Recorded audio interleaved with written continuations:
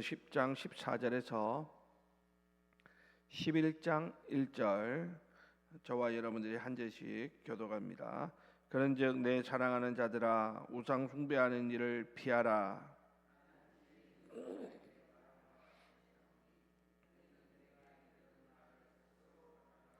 우리가 축복하는 바 축복의 자는 그리스도의 피에 참여함이 아니며 우리가 떼는 떡은 그리스도의 몸에 참여함이 아니냐.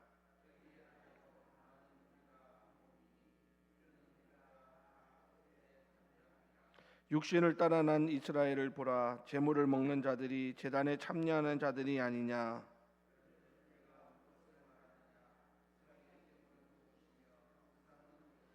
무릇 이방인이 제사하는 것은 귀신에게 하는 것이요 하나님께 제사하는 것이 아니니 나는 너희가 귀신과 교제하는 자가 되기를 원하지 아니하노라.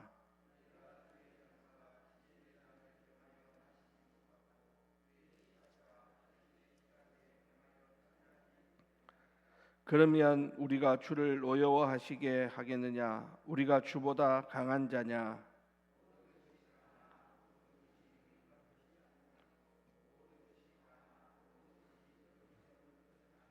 누구든지 자기의 유익을 구하지 말고 남의 유익을 구하라.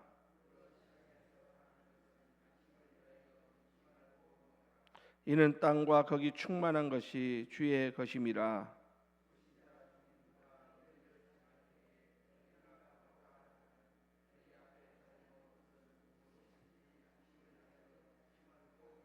누가 너희에게 이것이 재물이라 말하거든 알게 한 자와 그 양심을 위하여 먹지 말라.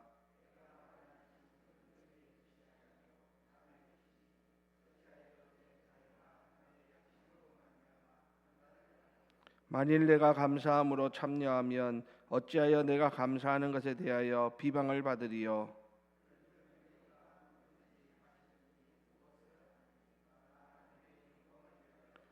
유대인에게나 헬라인에게나 하나님의 교회나 거치는 자가 되지 말고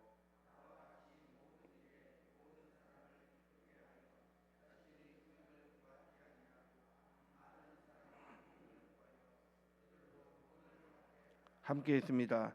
내가 그리스도를 본받는 자가 된 것 같이 너희는 나를 본받는 자가 되라. 아멘. 네, 오늘 말씀의 제목은 남의 유익을 구하라라는 제목입니다. 바울은 오늘 고린도전서 10장 전반부에서 이스라엘 백성의 실패를 경고의 거울로 제시한 뒤에 이제 14절부터는 우상 앞에 드려진 제물 문제를 거론하면서 지금 그리스도인의 자유가 어떻게 사용되어져야 하는가에 대해서 가르치고 있습니다. 그 핵심은 한 가지입니다. 그 하나는 무엇이냐면 그리스도인의 자유는 자신을 위한 자유가 아니라 남의 유익을 위한 자유가 되어야 한다라는 말입니다. 자, 그러면 오늘 본문의 말씀을 잠시 생각해 보면 14절에 보니까 바울은 아주 단호하게 이렇게 말하고 있죠. 그런즉 내 사랑하는 자들아 우상 숭배하는 일을 피하라 라고 말합니다. 여러분, 여기서 피하라 라는 말은 지속적으로 도망치라 라는 아주 강한 공고의 말씀입니다. 앞에서 고린도전서 6장에서도 음행을 피하라 라는 똑같은 이야기를 했었죠. 이것은 단순히 우상 앞에 절하지 말라는 그런 수준이 아니라 우상과 연관된 모든 상황, 분위기, 자리 그 자체를 멀리할 것을 말씀하고 있는 것이죠. 자, 그러면서 바울은 이 우상 숭배하는 일을 피하는 문제에 대해서 예를 들어서 설명을 하는데 어떤 예를 들고 있냐니까 성찬의 예를 들면서 설명을 합니다. 우리가 성찬식을 할 때 주의 잔을 마실 때 그것은 그리스도의 피에 참여하는 것이고 우리가 떡을 뗄 때 그리스도의 몸에 참여하는 것이다 라는 것을 바울은 이야기하면서 이 참여라고 하는 것은 단순한 의식이 아니라 깊은 연합과 나눔의 의미가 있음을 말씀합니다. 마찬가지로 우상 제물이 차려진 그 식탁에 참여하는 것은 그것은 단순히 그 자리에 그냥 잠깐 머물고 끝나는 것이 아니라 그것은 귀신과 교제하는 것이다 라고 하는 것을 말씀하면서 아까 우리가 읽었던 20절 말씀에 보면 바울이 뭐라고 말하고 있습니까? 20절에 보니까 우리 다 같이 한번 읽어볼까요? 20절 시작. 무릇 이방인이 제사하는 것은 귀신에게 하는 것이요 하나님께 제사하는 것이 아니니 나는 너희가 귀신과 교제하는 자가 되기를 원하지 아니하노라 라고 말합니다. 그러니까 바울은 지금 우상 앞에 우상의 제물을 어떻게 할 것인가 할 때 그것을 먹고 마시는 그러한 것들이 자칫 잘못하면 어떻게 해요? 귀신과 교제하는 그러한 것이 될 수 있음을 말씀하고 있다라는 것입니다. 그것은 주님과 함께 성찬을 나누는 것 그런 것과 귀신과 함께 그 상에 참여하는 것 이것은 도저히 함께 있을 수 없는 그러한 것이라는 것이죠. 주의 상과 귀신의 상에 동시에 참여하라는 것은 이것은 모순이 되는 것이고 결국에는 22절에 보니까 뭐라고 말합니까? 주의 진노를 우리가 주를 노여워하시게 하겠느냐? 주님의 진노를 불러일으키는 그러한 행위가 된다라고 하는 사실을 말씀하고 있다라는 겁니다. 자, 그래서 바울의 이야기는 뭡니까? 우상 숭배하는 일은 우리가 단순히 그 자리가 뿐만 아니라 모든 상황과 분위기와 그 자리까지 멀리할 것을 바울은 아주 강하게 단호하게 가르치고 있는 것을 보게 됩니다. 이어서 23절에서 보면 바울은 고린도 교인들에게 또 우리가 앞에서 살펴보았던 그런 이야기를 하죠. 우리 고린도전서 6장에 보면 이런 이야기가 비슷한 이야기가 나왔습니다. 우리 23절 다시 한번 읽어볼까요? 23절입니다. 시작. 모든 것이 가하나 모든 것이 유익한 것은 아니요 모든 것이 가하나 모든 것이 덕을 세우는 것은 아니니. 자, 여러분 보십시오. 이것은 당시 고린도 교인들이 마치 구호처럼 외치는 아주 중요한 것이었습니다. 그들의 자유에 대해서 이야기하면서 우리는 그리스도 안에서 자유하다 그러면서 하는 이야기가 뭡니까? 모든 것이 다 가하다 모든 것을 우리는 할 수 있다라고 하는 겁니다. 그런데 바울은 이것을 지금 부정하는 것이 아니죠. 모든 것이 가하지 않다 그런 이야기를 하는 것이 아닙니다. 바울은 모든 것이 가하다 그래 맞다. 그런데 여기에 덧붙여 가지고 뭐라고 말합니까? 모든 것이 유익한 것은 아니다라는 것이. 모든 것이 다 가하지만은 그렇다고 해서 모든 것이 유익할 수만은 없다. 유익한 것은 아니다라는 거예요. 더불어서 모든 것이 가하지만은 모든 것이 덕을 세우는 것도 아니다라는 말을 하고 있음을 보게 됩니다. 그러니까 바울은 그리스도인의 자유는 내가 할 수 있다. 모든 것을 할 수 있다라는 것으로 끝나지 않는다는 말입니다. 이것을 해야 하는가? 이것이 덕을 세우는가? 라고 하는 것을 바울은 묻고 있다라는 것을 우리는 기억해야 하는 것입니다. 여러분, 우리는 예수 그리스도 안에서 모든 죄와 사망의 법에서 자유케 된 자들입니다. 그러므로 우리는 어떤 것도 거리낄 것이 없고 어떤 것에 제약을 받을 필요가 없는 그러한 자들입니다.